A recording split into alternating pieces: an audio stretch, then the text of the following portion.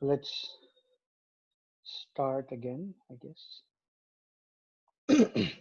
So before we start today, we'll do the Murugan invocation, where we pray to Lord Muruga to come and grace this session, I guess. And the prayer is very beautiful. It says that He is the form and the formless.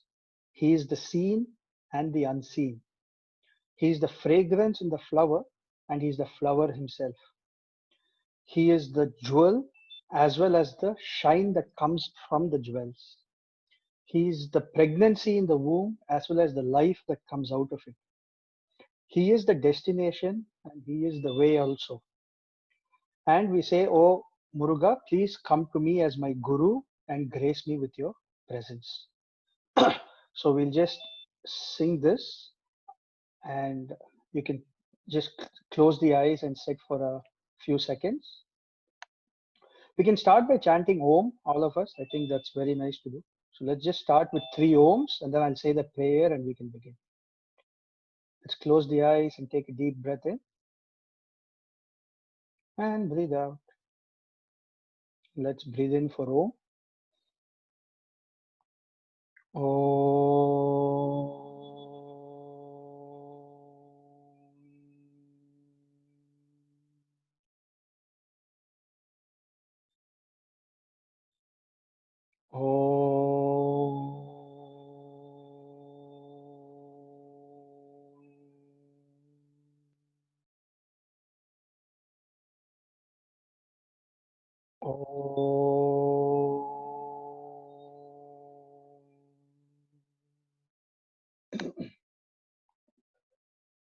உருவாய் அருவாய் உளதாய் இலராய் மறுவாய் மலராய் மணியாய் ஒளியாய் கருவாய் உயிராய் கதியாய் விதியாய் குருவாய் வருவாய் அருள்வாய் குஹனி. So just as we did yesterday, we'll start with a quick cast of characters for day 2. So we're doing day 2 today, not day 3. We're doing day 2. And the cast of characters for today, a picture is worth 1,000 words, they say. So let me just share my screen real quick. So as you can see here, a cast of characters. We have Valli from yesterday. She makes a guest appearance as Gurudev summarizes yesterday's talk. We have Murugan himself. And then we have a trifecta here. The veil or the spear that he carries, which you can see here. He carries a spear at all times. The peacock, which is his mount, and the rooster, which is the symbol on his flag. And then there are also 3 asuras or demons who make their appearance today as they get destroyed by Lord Muruga. So these are the cast of characters today that Gurudev gives the secret behind each one of them. These are the 3 demons who are slain, you can see here. So yesterday when we started, we started with the same chant that we did today, and today's actually starts with a 2-line, a couplet, if you will, a couplet poem. In that, and we actually discussed a little bit of it yesterday, where the saint sings, he says, Velundu vinayillai, mayilundu bayamillai, guhanundu kurayillai, kandanundu kavalai. So it's a very beautiful song, and the meaning is, where Muruga is, there are no obstacles, there are no fears, there is no worry, and there is no lack. And when we go through today's lecture that Gurudev has given, each of the words actually, he goes into the meaning of it with such depth.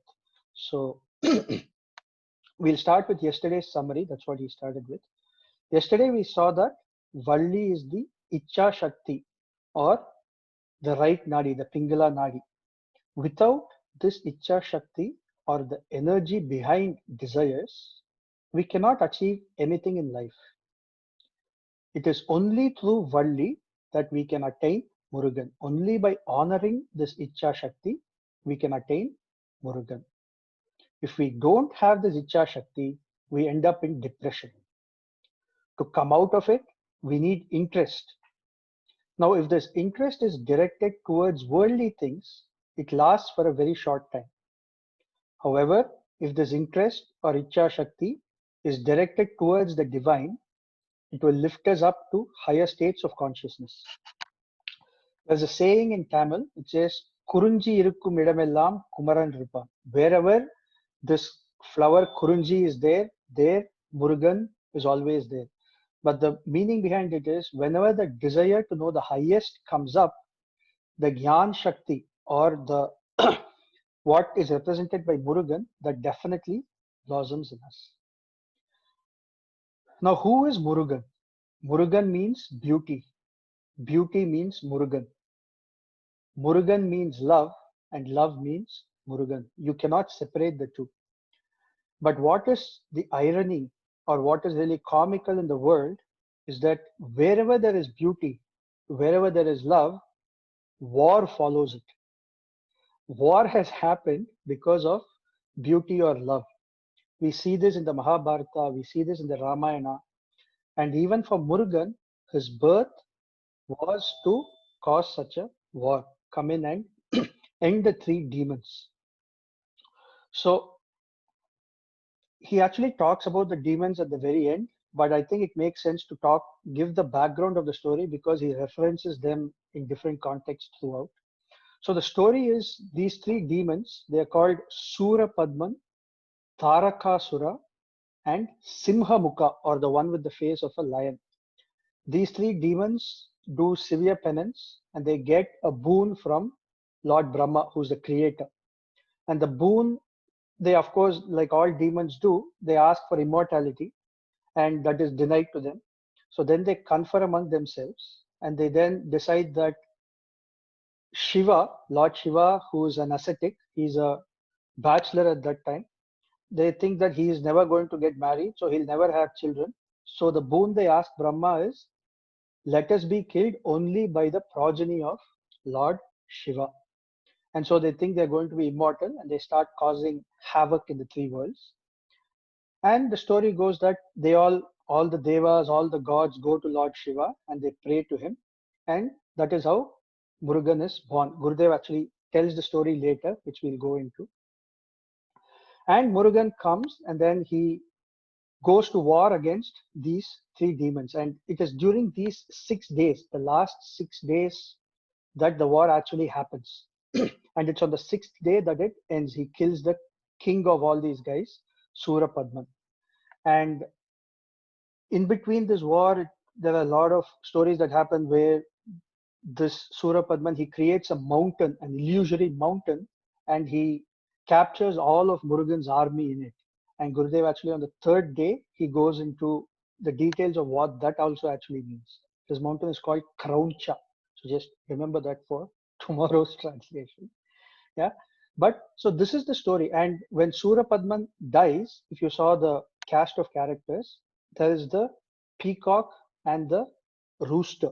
So when he dies, he actually surrenders to Lord Muruga and he says, please liberate me and let me be your flag. Let me be a rooster in your flag and let me also be your mount as the peacock.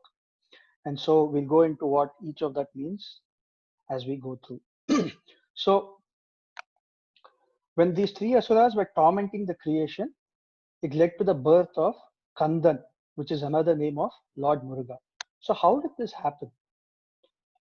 5 different light energies from Lord Shiva and 1 from Parvati became 6 light energies.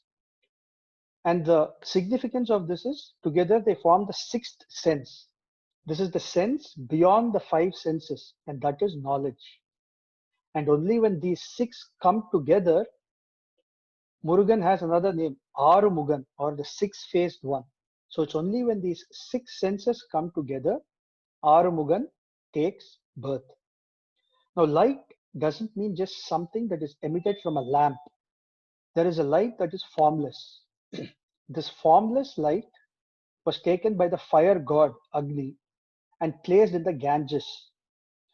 Ganges represents pure knowledge, and that is why Muruga is also called Gangeyan, or the one born from Ganga. Now, Murugan represents the Jnana Shakti, or the e- energy behind knowledge. He is the intelligence in us. Normally, we think knowledge is information, but this is not so. Knowledge is the inner intelligence. If someone does something out of ignorance or stupidity, in Tamil Nadu, they are scolded as, oh, you're one without intelligence, or your intelligence has been corrupted. So the inner intelligence is knowledge. Some people have a lot of bookish knowledge, but they don't have the intelligence. Skanda, which is another name for Murugan, means Jnana Shakti, or the energy of knowledge. Yeah, good.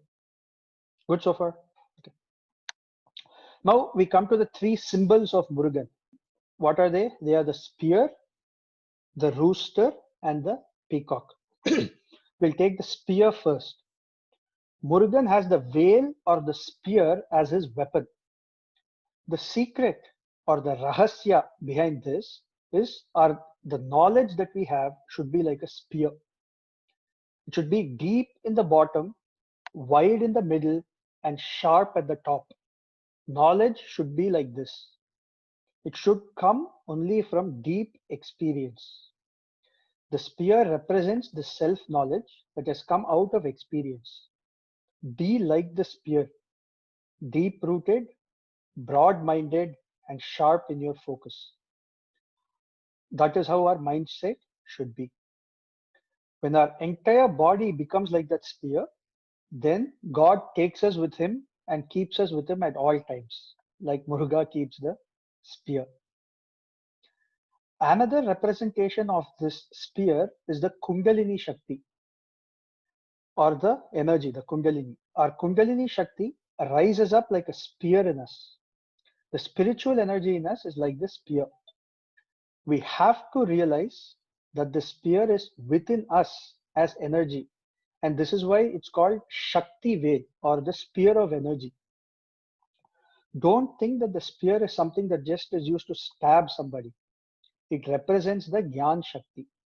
Meditating on the fact that this energy resides in me, it gives a great meditative experience and brings peace to the mind. This is the symbolism of the spear that Muruga carries. Right? Everyone saw that image, right? So he carries a spear, then he sits on a peacock, and he has a rooster as his flag. The second symbol is the peacock, which is his mount. A peacock just dances. It does so by opening all of its feathers. It's so beautiful and joyous. It represents the joy, but it also represents the ability to do anything, achieve anything. Beauty and joy come together in a peacock. The peacock and spear together form the Gyan Shakti, or Murugan. Now there's a story that Murugan was actually given 4 peacocks. The first one was given to him by his elder brother, Lord Ganesha. See, whenever we have obstacles, to cross those obstacles, we need strength. That strength is the strength of knowledge and the ability to cross obstacles comfortably is given by Ganesha. The second peacock, the story goes that all the 4 Vedas took the form of a peacock and came to Lord Murugan. Now there are 2 types of knowledge in the Vedas. Para, which represents that which is beyond, or the self-knowledge, and the Apara, which is scientific knowledge. Only when both science and spirituality come together, we have progress in life. This is what is represented by the Vedas coming to Murugan as a peacock. The third peacock is given to Murugan by Indra. Indra is considered the king of the Devas, or the lord of all the angels, and he represents the collective consciousness. Indra is said to have 1,000 eyes. In Tamil Nadu and even in the world, I think there are some proverbs that say, oh, you're full of eyes or you're all ears. What this means is the collective consciousness. See, in any society, we need to select a hero, a leader, right? If not, it will lead to chaos, a situation where there is complete confusion. So, to come out of confusion, society needs to elect a leader. This leader, who represents the energy of the collective consciousness, is Indra. The strength that comes from this collective consciousness is the third peacock. And the fourth peacock, as we said in the very beginning, is the demon that Muruga finally vanquishes. When the Asura drops his demonic tendencies and surrenders to Lord Muruga, he immediately becomes joyful and blissful. Just saying the word Muruga brings goosebumps in us. Joy wells up in us. When this happens even to a common man, for a demon who has realized his follies and recognizes the divinity, his heart and mind also start dancing like a peacock in its full glory. And Muruga, in his infinite compassion, accepts even this demon whom he has just slain as the fourth peacock. Now, the main meaning behind peacock is, in our mind, we usually just have some random concerns, right? Something about some general news, overcoming obstacles, all these things. We also have science and spiritual knowledge in our mind. That is why it is said in Tamil, there's a saying, Maname Muruganin Mailvagalam, means the mind itself is the mount of Lord Muruga. It's the peacock on which Lord Muruga rides. If we realize this and we have the faith that Murugan is always with us, then our mind will keep dancing like a peacock. In that pure state of conscious and knowledge, it becomes crystal clear that Murugan is ever present with us. Right? Yeah. The third symbol is the rooster. Now, the rooster represents the rhythm of creation. See, our alarm clock may fail. The clock may fail to show the right time, but a rooster is always on time. Right? Rooster represents the rhythm of time. If we move in harmony with this rhythm, that is love, that is bliss. We need to pay attention to the rhythm of time.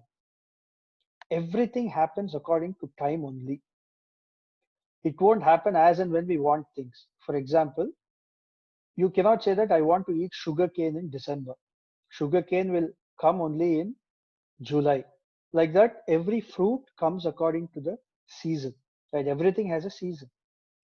The entire creation works on this rhythm. And the Gyan Shakti, or the energy of knowledge, is what helps us get this knowledge of time. It acts like a flag bearer of this knowledge. That is why the rooster is on the flag. Knowing when to do, what to do, and do that correctly is Gyan Shakti. Our body has a biological clock, right? Similarly, the creation also has its own biological clocks. Like the Veda mantras, like the Rudram that we chant, music, everything has rhythm. Without rhythm, there is no music. Life has a rhythm. Joy has a rhythm. To progress in life, it has to be in rhythm with the time. This is represented by the rooster flag. The flag says that if you want victory in life, go with the rhythm. For example, if you swim with the flow of the current of a river, you'll get far. But if we turn around and start swimming against the current, we'll just be going around in circles in the same place. So we need to understand this rhythm. We need to honor this rhythm, and then progress in life is assured. Again, we have to know what to do, when to do, how to do something, and finally, whom we should ask to do that thing. We have to keep this in mind. Now together, the spear, peacock and rooster have another significance. They say go through life without fear, from day to night and from night to day. Everything needs a rhythm. Now there's a saying, Kadatra Usi Varad. It's in Tamil, which says that a needle is useless without its eye, right? Without the eye, a needle is useless. Just like that, even if we have to do something very, very small and insignificant, we still need to have knowledge of the rhythm and move in that rhythm. Yeah.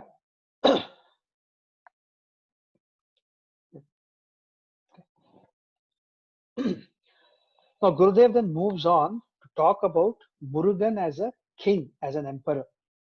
There is another great secret of Murugan. Now yesterday we saw that Murugan became a renunciate. He renounced 49 everything. people and call not done.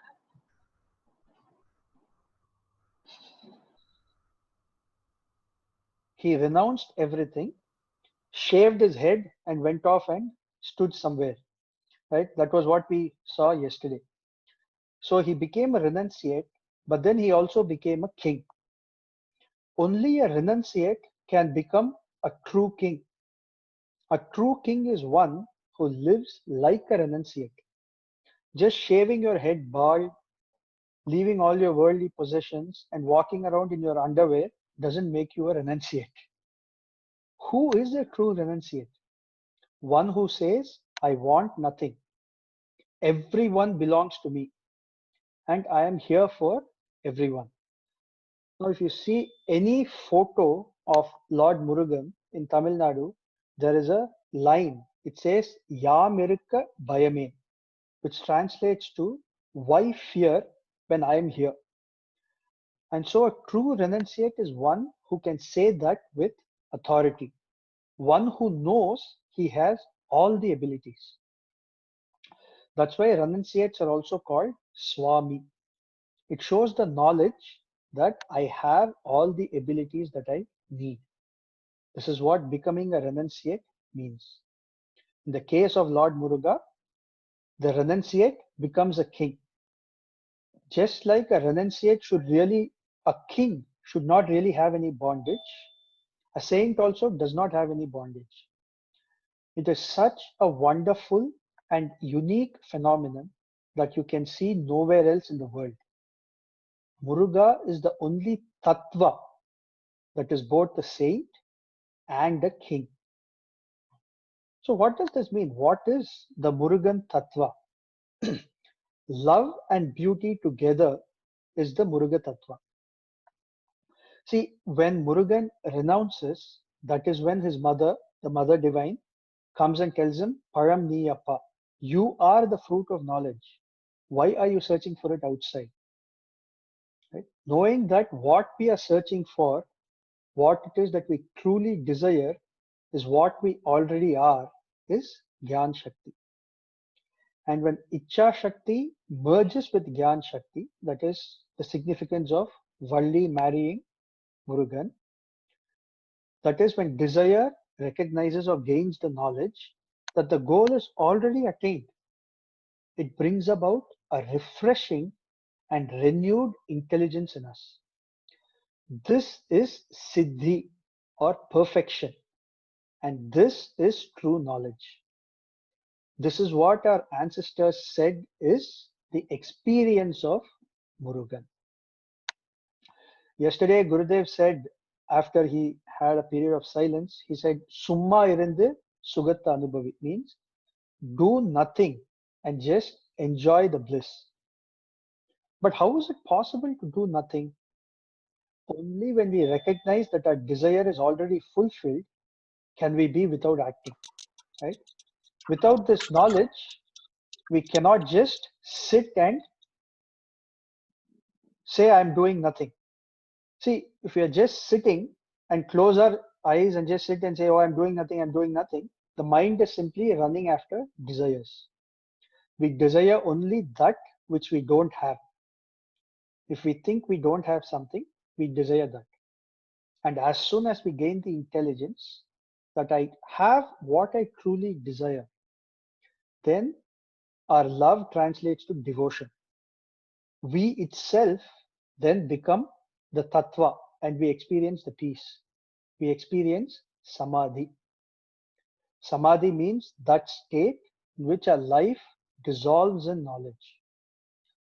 It is said that only when our heart, that is solid like a stone, melts in love, then samadhi or the state of deep meditation is attained.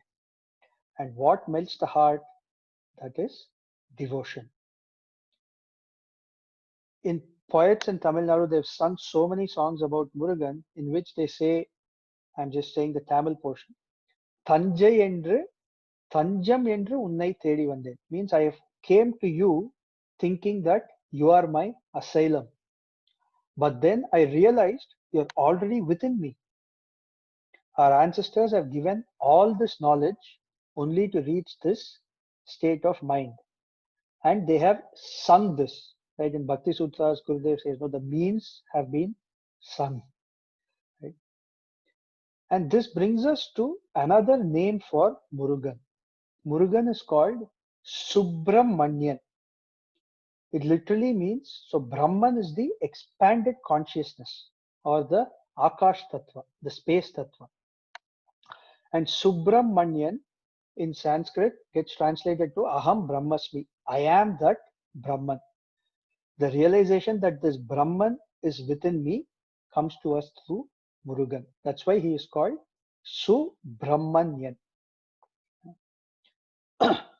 Now, Murugan is represented in the Agnya Chakra, this, which is the sixth chakra, right, in between the eyebrows. This is also called the Guru Sthana or the place of the Guru. He is the Guru of Lord Shiva himself. Now, Brahma, the creator, Vishnu, the protector, and Shiva, the transformer, represent these three energies. Each of this does not have the other. But Murugan has all of these three. That is why it's called Guru Brahma, Guru Vishnu, Guru Devo Maheshwaraha, Guru Sakshat Param Brahma, Tasmai Shri Gurave Namaha. When Brahma, Vishnu, and Shiva come together, right, that is Murugan. The three of them separately have created, they maintain, and they destroy this entire creation, which is just Maya. But to help one rise beyond these is where a guru comes in. He removes the Maya or the illusion and lights the lamp of knowledge. Guru is a tattva that is beyond the creative, protective, and transformative energies, Brahma, Vishnu, and Shiva. And that tattva, that principle is Murugan. And this is what we sang in the very beginning, right? The invocation that we sang, that is what it represents. The Guru Tattva is in the Agnya Chakra. Agnya Chakra means the one that gives the order, right?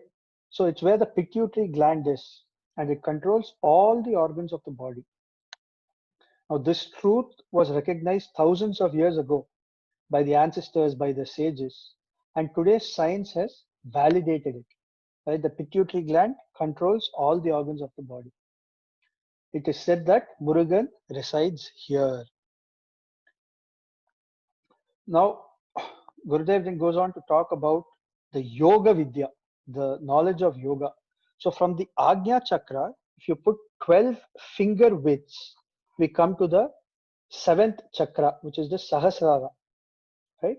And 12 inches above that is the Dvadashanta. This is the 8th chakra. And here Gurudev says our subtle body ends here. There are three types of bodies: the Sthula Sharir, which is the physical body, the Sukshma Sharir or the subtle body, and the Karana Sharir or the causal body. And the subtle body ends 12 inches above the crown of our head. All the angels in the Hindu tradition are represented with a crown on their head. Even kings, if you see, have a crown on their head. And this crown is never more than 12 inches high. It represents the subtle body. Even now, if you want to wake someone who's sleeping, if you just put your hand above their head within 12 inches, just wave it, and even mentally think, hey, come on, wake up, the person will immediately wake up because the subtle body is still there. Murugan is said to have 12 arms and 12 eyes, right? And so that is where this 12 inches thing comes into play. The Dvadashanta and the Sahasrara are the meaning behind this. The Kundalini Shakti starts at the Ganesha Sthana, which is at the base of the spine, and it ends at the Dvadashanta, which is 12 inches above the crown of the head. The energy that ensures that this rise of energy from the base of the spine to the Dvadashanta, the energy that ensures this is auspicious and good is Gyan Shakti, is the Guru Shakti, and that is Murugan. This is Yoga Vidya. It's not enough to talk about it even for months. Murugan Rahasyam is impossible to be revealed, especially in 3 days. It is possible to experience this secret totally, but to understand it fully is impossible. Our brain capacity is limited, but what is to be known is limitless. Right? Good. Now, there is another beautiful thing about Murugan in that he is always represented youthfully. You will never see a photo of Murugan looking old. What is the secret behind this? He is always youthful. Sometimes he's seen in the splendor of a groom. He's said to have two wives, right? But mainly he is seen as a youth because he represents the innocence of a child. Knowledge blossoms only in that innocence. Beauty and wisdom are seen in this youthfulness. When we grow old and gain knowledge, the beauty of youth seemingly disappears. But for a yogi, the youthfulness never goes away. When the Kundalini Shakti awakens, our mind becomes light like a flower. Our intellect becomes sharp. Even with the innocence of a child, the depth of wisdom is present in the yogis or the knowledgeable ones. That is why we see Murugan and celebrate him as Bala Murugan or the ever youthful one. Recognizing the Brahman Tattva in us is Muruga Ragasyam, the secret of Muruga. Now, this is where Gurudev moves on to the story of the three demons, right? So, the three asuras are called Sura Padman, Tarakasura, and Simhamukha. Now, Tarakasura represents karma. Simhamukha represents Maya or delusion. And Sura Padman represents the ego. And what we need to notice is even today, these things are happening. People are miserable because of their ego.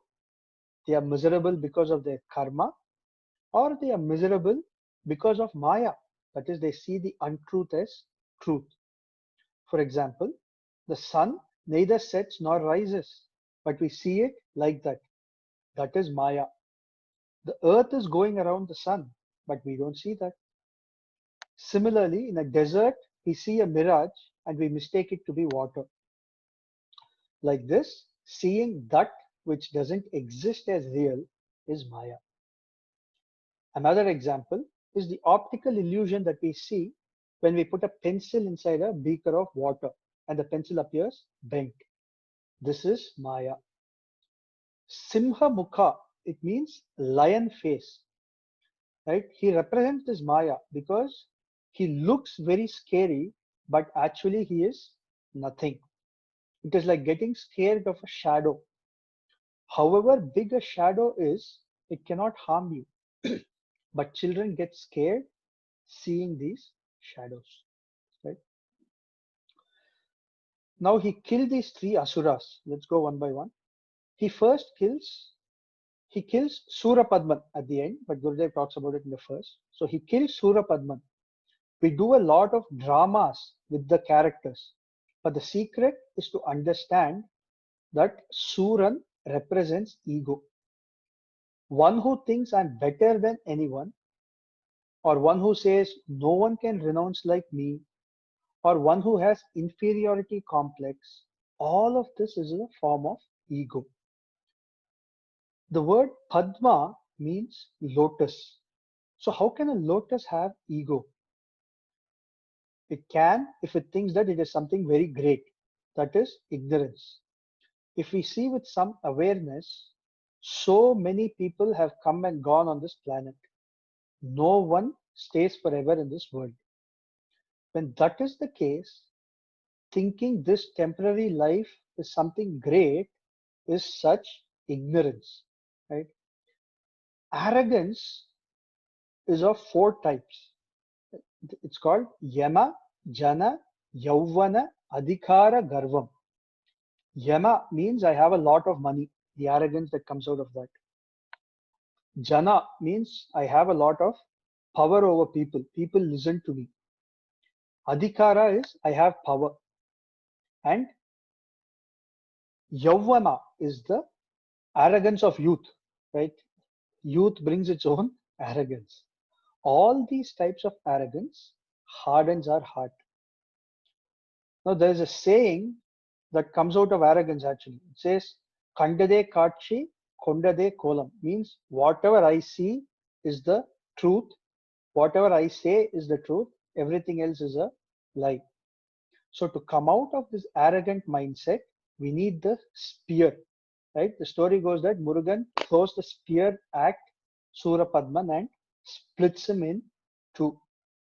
Right? This spear represents knowledge which breaks the ego. The characteristic of true knowledge is to realize what you can learn is only a handful, while what is there to be learned is limitless like the ocean. The spear or the energy, the Kundalini Shakti in us helps us realize this. If we keep this in mind, both our body and our mind become pure. And it is in that pure mindset that Subramanian dawns in us. He resides in us always as love, desire, grace, and light. See, the world has been around for billions of years. Our life is not even like a mustard seed in this. And if we think that a mustard seed is like a mountain, what do you say to such a person? Knowing that our life is as small as a mustard seed is possible only through knowledge, energy. And with this realization, Surapadman is killed and surrenders to Lord Murugan. The next Asura is Taraka, the demon Taraka, and he represents karma. We think so many things, oh, I'll achieve something great. And sometimes we have this thought, if I'm not there, things will never get done. Only I can do some types of things, right? Sometimes the elders in the house may think this. Everyone in the house has this thought. And usually what happens is only after they go, things actually start moving, right? Even after they become ashes, things go on, sometimes even better than before. The creation and things that happen within it don't stop for anyone. Why? Because God is always there making things happen. We go back to the song that we started with, right? Velundu Vinayillai. When we think of this, when we think that with Murugan with me, there is no obstacle, there is no worry, there is no lack, there is no fear, all our karmas dissolve. There is an ego of good karma, there is an inferiority complex of bad karma, and this illusion or maya surrounds us constantly. Desiring freedom from this brings us to praying in a prayerful state again and again for the grace of Lord Muruga. And the last asura is Simha Mukha, means the one with the face of a lion. Simha, lion, Mukha, face. And he represents Maya. He looks very ferocious, but in reality, he is nothing. In life, we see so many situations and events that happen. When we look back and see whatever it is 30, 40, 50, 60 years, we see that we have needlessly worried and feared them. We worried about things that were useless and wasted so much time. This is one kind of Maya. Another kind of Maya is seen that if I do something, it will give me some joy, but then it leaves your hand empty. All you get is disappointment. You get desires to achieve something, to get something, but all we are left with is disappointment. This is Maya. Worry is also a Maya. Disappointment is another Maya. Recognizing all this is Maya, then we are not just displaying valor. We are not just showing the face of a lion, but the true valor of a lion from inside us starts to manifest. That is knowledge. Now, there are many dramas, right? Many plays that people perform in which people dress up as a tiger, but the person is actually really thin and weak, but he wears the mask of a tiger. Maya is like this mask. To remove this mask of Maya, knowledge or Murugan is the only way. With that, Gurudev completes the session and he summarizes the knowledge. Again, what is knowledge or jnana? Knowing I don't know is also knowledge. Example, I know how to drive a car is knowledge. But knowing that I don't know how to drive is also knowledge. I know this is knowledge. I don't know anything is also knowledge. This inner intelligence is knowledge or jnana. It's not important what you know or what you don't know. Just this recognition that I know or I don't know is enough. This is a very subtle point, so pay good attention. I know computers is knowledge. I don't know computers is also knowledge. Do you understand this? If we say I know nothing, that itself is enough. In the Upanishads, it is said, if someone says, I know Brahman, know for sure that the person does not. And if someone says, I don't know Brahman, then that person definitely knows. Why is that? Because Brahman cannot be known. The intelligence I don't know is knowledge. The ocean cannot be measured is knowledge, but knowing that the ocean exists is also knowledge. In Tamil, there is a saying about Lord Narasimha, who is one of the incarnations of Vishnu. He comes and he kills another demon. That's a whole other story. But the saying goes, Thunilum irupar, Turumbilum irupar, means he's there in the pillar and he's there even in a speck of dust. So if God is in those, isn't he also within you?